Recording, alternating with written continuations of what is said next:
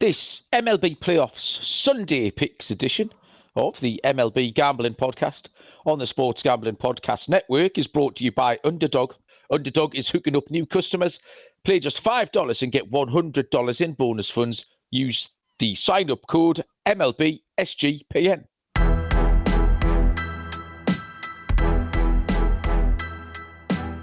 Welcome, everybody, to the MLB Gambling Podcast on the Sports Gambling Podcast Network. My name is Malcolm Bamford, coming to you from Newcastle upon Tyne in the northeast of England. Today is Sunday, October the 19th, and we are here to look at the one MLB playoff game this evening, which is the Game 6 between the Seattle Mariners and the Toronto Blue Jays, which is going to take place in about 8 hours' time, something like that. Joining me for an unusual Sunday afternoon slot is Mr. Lonte Smith. Lonte, it's Sunday, so I haven't got out of my lazy chair. I haven't got my desk out, my chair. I just don't care. I'm sitting here. I've had the London game on, which has been a bit of a waste of time. Never really got going. Yeah, I've got Liverpool, Manchester United on the telly, and then I'm just waiting for the early kickoffs in the NFL. How's your weekend going? Yeah, I mean, pretty good. Outside of losing money on Trevor Lawrence and the Jags, but outside of that, man, been pretty good. Baseball has been pretty good so far. So yeah, man, hopefully we can bring it home. I know both of us have those Dodgers futures. So yeah, man, just looking forward to it. Like you said, as boring as it is, it'll be profitable because the Dodgers are pretty much steamrolling everybody. Yeah, it is a little bit boring, and I don't care if it's good for the game or otherwise, but the simple fact is, I've got a pocket full of 5-1 tickets on the LA Dodgers. So now they're close enough for me to think, right, okay, I'll happily cash all the 5-1 tickets and buy a small family car with the winnings or something like that. So, I mean, just touching on that series, because we haven't spoke for a little while, Lonte, I felt like that series was really easy to handicap. And this series that we're going to do tonight has been the opposite. But I think only because everything that we expected, the Dodgers and Brewers just did what they were supposed to do. It was the same every night. Dodgers throw somebody who goes 6 or 7 or 8 or 9 amazing innings. And then at some point, the Dodgers catch up with you. And the Dodgers win on the run line. And all your props cash because you're on the strikeouts, you're on the over, on the outs. We had Mookie Betts to outtake Christian Yelich every night, which he did every night. So that was a really well-behaved series in terms of almost chalky. This one, I've got everything wrong. I've ranked 5 out of 5. Good spot for Toronto, Seattle have won. Good spot for Seattle, Toronto have won. I mean, have you managed to find any winners in this Blue Jays Mariners series? Yeah, so originally my first, after the first game, me and Scott both thought it was a horrible spot like you did for the Mariners, but then they come out and win. Yeah. So after that, I've kind of got a good handle on it. So I've been picking the last 4 times have been pretty good to me. So winner wise, I mean, it's tough though still because it's just like the pitching has been kind of up and down. Toronto's offense is like kind of coming and going. It's still being more consistent, but it's just like when they actually need it, like when they need it to come through to kind of put the game away or get back in the game, they just can't do it. Seattle's playing, I mean, they are a lot of pressure is on Seattle. I know they're up 3-2, but you don't want to be tied going into a game 7 in that ballpark. Like, I know Springer's banged up, but like I think this is kind of a must win for Seattle in this spot. But as for the Dodgers, I mean, you know, they are exactly what we thought they are. I mean, they're just an amazing team. And I think the one weakness that we all agreed that the Dodgers had was their bullpen. But they're negating that with all those guys going, 6, 7, 8, sometimes 9 innings, So they're not getting to the bullpen, which is amazing. And those bats are showing up. I want to say, I forgot which game it was, but they didn't have a hit from the top of their lineup. Mookie was hitless. Shohei was hitless. Freeman was hitless. And they still managed to win. So like at the end of game 4, they interviewed Freddie Freeman, and he was saying like he was amazed at just how they were able to win all these types of games, whether that's with pitching, whether that's with hitting. And I thought that was telling because they had a game where literally the top of their lineup didn't have a single hit, and they still won. Now, Teoscar was big. They just got so many ways that they can win. I think that's the pivotal piece in how you win in baseball, especially in the postseason. You got to have multiple ways to win. And the pitching's been awesome. I mean, if you're going from Snell to Glasnow to Ohtani to they got so that was mad, wasn't it? Yeah, Absolutely it's just so ridiculous.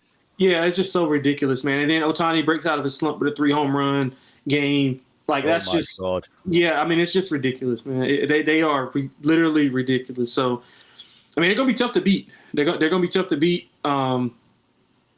It's gonna be tough, man. It's just hard to roll out. You're going Snell, Ohtani, Glasnow, and you still have more guys. You got Sasaki in the bullpen. It's just so. It's so hard, man. You're on an uphill battle off the jump, and I think offensively they still can go a notch because they haven't played a complete game of offense. They've had moments where Shohei was good, but Freddie and Mookie were just okay. Yeah, man, it's scary that they probably haven't put together a complete game. But I mean, they're just a buzzsaw right now. Yeah, the Achilles heel was the bullpen. And what they've done is actually eliminate the need for a bullpen by throwing all of these megastars for 7, 8, 9 innings. And then, like you say, Sasaki drops in, especially with the big in playoff baseball, the 4th and 5th starting pitcher can then become bullpen pieces. And then you're absolutely completely up against it. I mean, this series, the Mariners Blue Jays, the Bryce Miller spots I got wrong both times. I was waiting for him to blow up. Max Scherzer, we completely faded in terms of outs and strikeouts and whatever all, and he just turned into an absolute literal demon for a couple of hours to the point where he told the manager to get the fuck back in the dugout when he tried to come and take the ball off him, shit like that. So, yeah, I've struggled mightily with this one. So we'll see where we end up today, Lonte. We'll get into that game. Let me tell you about mybookie.ag, your place to bet on football and everything else. Easy deposit and lightning fast payouts using crypto. Head to mybookie.ag, promo code SGPN for a 100% bet back bonus up to $500 for new customers. mybookie.ag, promo code SGPN. And Novig, America's #1 sports prediction market, available in over 35 states. Download the Novig app, get 50 when you spend 5. Novig, promo code is SGPN. This game is a 8:03 Eastern first pitch. It is Seattle at Toronto. Logan Gilbert for Seattle will take on Trey Yesavage for the Blue Jays.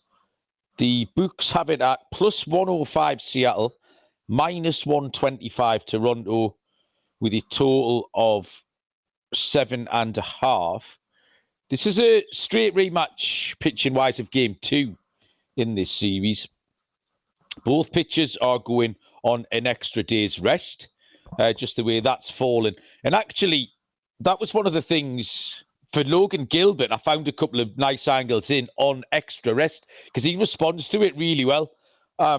He's got a career 3.25 ERA on starts with that extra day's rest. So that was just interesting at Langley on Gilbert because he has been quite a short leash in the playoffs. He went 9 outs on his last start. He then did end up pitching 2 innings against the Tigers in that 15-inning game. So if you are looking at the game log and you see the 6 outs, don't be fooled into thinking that was a start. It wasn't. That was the game where they threw literally everybody in that mad 15-inning game.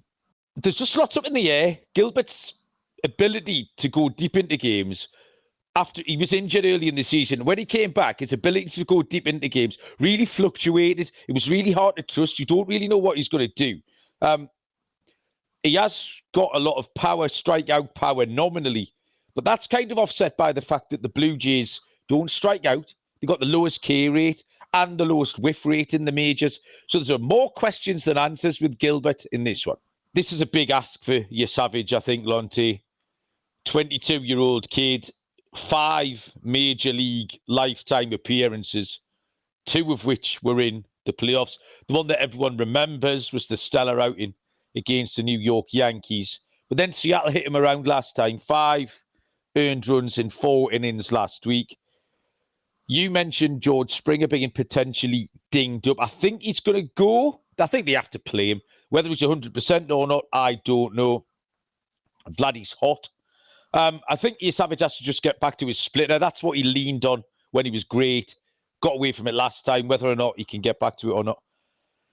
I'm just going to take kind of the obvious handicap here, Lonte, and fade the rookie. Fade your Savage. I think it's a really difficult spot for him. But especially at that price, I can't have him at minus 125, man. It's so risky. I just can't buy that. So I'll take Seattle at plus 105. I think we'll see runs. 7.5 seems too low. So I'm going to go for the over. I'm going to call... I wrote down the correct score, Lonte, because I know you like calling your shot here on the correct score. I've gone 6-3 Seattle is what we're doing. And in terms of a player prop, I've gone for the under on the Gilbert strikeout, which completely flies in the face of the number of Ks that SPs have been getting in this series. But it's under 3.5. He's going to be on a really short leash. And like I say, the Blue Jays numbers don't stack up for strikeouts. Under 3.5 strikeouts is plus 110 for Gilbert. So that's going to be my player prop on that one, Lonte. What have you got? Yeah, man, this is an interesting game. But I kind of usually you're the guy who bets on the rookies to do that, to do. Yeah, good. Yeah, it was the price, mate. Because normally they're like plus 140 or something, aren't they? Yeah. And I know this is, we were never going to get a plus 140, but we think, right, let's bet back this unexposed kid because he's great value. But this time, I don't think he is great value. Yeah, I don't think the value is great, but I kind of, if I had to play it, I would probably play Toronto at the price. But simply, it's going to be, he's seen so he's been through the rotation. The hitting lineup. He's been through it. He got killed a little bit in that game. So a little bit of learning experience. He got an extra day off. He's at home. I know it's a big game, but the thing that I'm kind of leaning on is if Toronto can get out to, a 2-1, a 1-0, a 2-0 lead, just something to kind of alleviate some pressure where he doesn't make the first mistake. So if he doesn't make the first mistake and he can kind of play with some freedom, I think that bodes well for him. It obviously bodes well for a young pitcher. We've seen it time after time. So I do kind of like Toronto in the spot. I'm with you. I like the over, but my handicap was that I think Toronto's offense will come to play, and that'll kind of help out your Savage whenever he's pitching. So I'm looking at it from that perspective, but I can kind of see what you're saying. With my thing with Seattle is, if you look at their wins, they haven't played well. They've had good performances. You had Cal Raleigh had the performance. Obviously Polanco, Suarez. You've had these performances, but as a whole, they haven't played well at all. So you can take away something. You could do this with anything, but just for this sake, you could take away one guy and they're done. They wouldn't have won those games. So I kind of like the way Toronto's trending as far as offensively. They're getting it from pretty much every part of their lineup. And we know you talked about the low whiff rate, the low K rate. They're going to put the ball in play.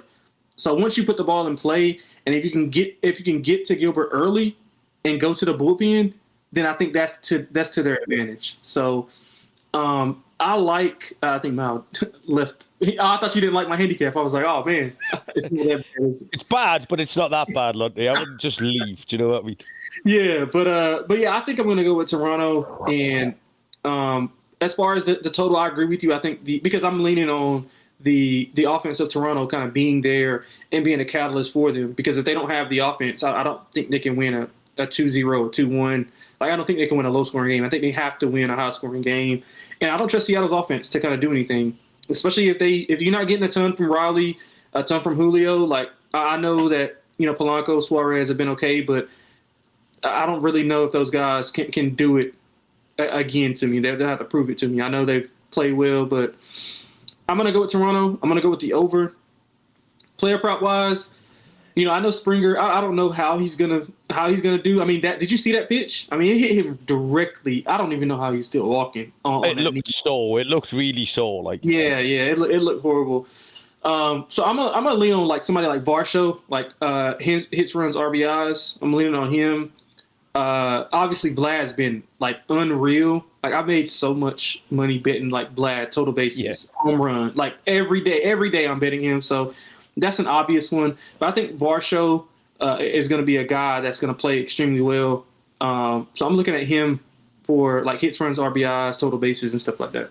Yeah, I've enjoyed looking at these total base matchups that I kept taking Mookie Betts over Yelich in that series last week. And tonight I was drawn to Alejandro Kirk over Dominic Canzone. Just think Kirk's a better player. I like Kirk. Yeah, I like Kirk. Yeah, he's class, isn't he?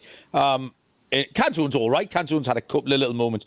But a total base matchup in that one, Alejandro Kirk's -105 with Canzone at +250. It's a three-way market, so you can get the tie in that one. But no, I know what you mean about Seattle. It relied on individuals, haven't they? One night was Suarez, another night's been Raleigh, Polanco, etc. So you are absolutely right. But okay then, mate. Well, we kept that one short and sweet. We know it's a Sunday. Everyone's watching the football, etc. Plus, people haven't got too much time to consume stuff because it's a weekend, family time, etc. So appreciate a little bit of time, Lonte. Thanks, everybody, for listening. If you just keep across the stream and the schedule for the rest of the week. And when did the series start? Thursday. No? Thursday for the World Series? Friday for the World Series. World Series game 1 on Friday. So that'll be one more game in this series if we get a decider. But we'll do a proper World Series preview, maybe with the whole gang this week. Cheers, Lonte. Good luck with everything you get involved with today. We'll be back later in the week, and we'll see you all down the road. Cheers.